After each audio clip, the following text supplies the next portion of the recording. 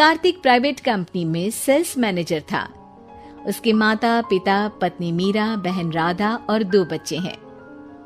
एक दिन मीरा कहती है, कार्तिक, बच्चों के स्कूल में एनुअल फंक्शन के लिए 2000 जमा करने पड़ेंगे। अरे अभी कुछ दिन पहले ही तो 10,000 जमा किए थे ना।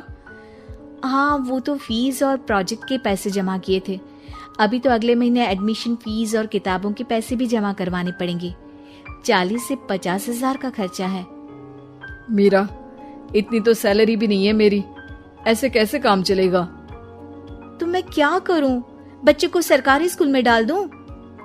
मीरा, तुम जानती हो ना, मैं मुश्किल से 35 से 40,000 ही कमा पाता हूँ। इस घर के खर्चे दिन ब दिन बढ़ते जा रहे हैं, थोड़ा कंट्रोल करो ना।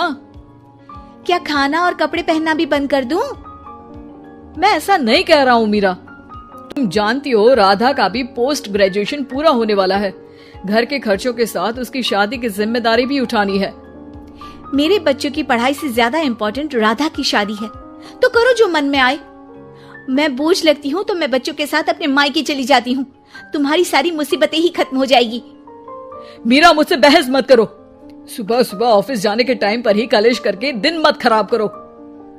इतना बोलकर कार्तिक वहां से चला जाता है। तभी, कार्तिक बेटा, ऑफिस जा रहे हो?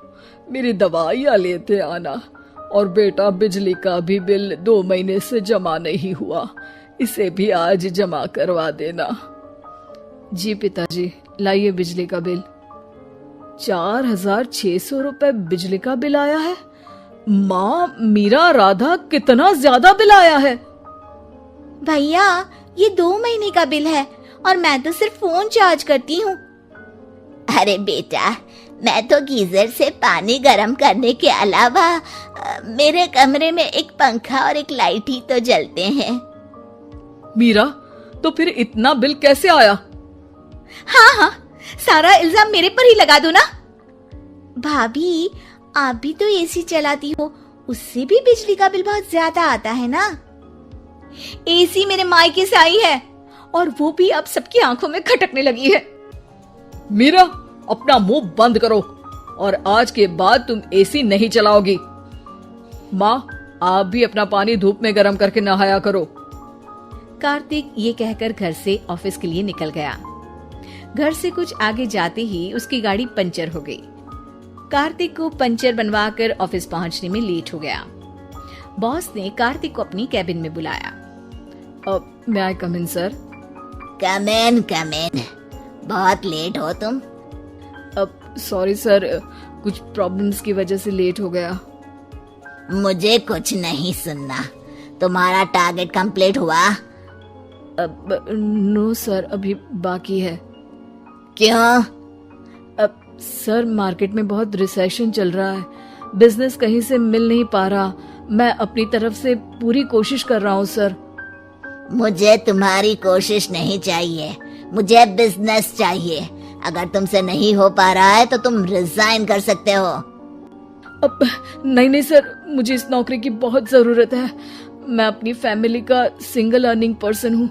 मेरी जॉब चली गई तो मेरी फैमिली प्रॉब्लम में आ जाएगी सर। इसका ख्याल तुम्हें रखना चाहिए। जाओ यहाँ से, और बिना बिजनेस लाए मुझे तुम अपना मुंह मत दिखाना। कार्तिक बिजनेस की तलाश में इधर से उधर कड़ी धूप में सारा दिन भटकता रहता है और थका हारा जब शाम को घर आया। बेटा, मेरी दवाई ले आए और बिजली का बिल भर दिया?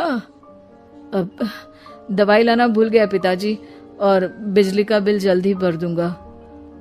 पर बेटा, याद से भर देना, वरना बिजली वाले बिजली काट कर चले जाएंगे।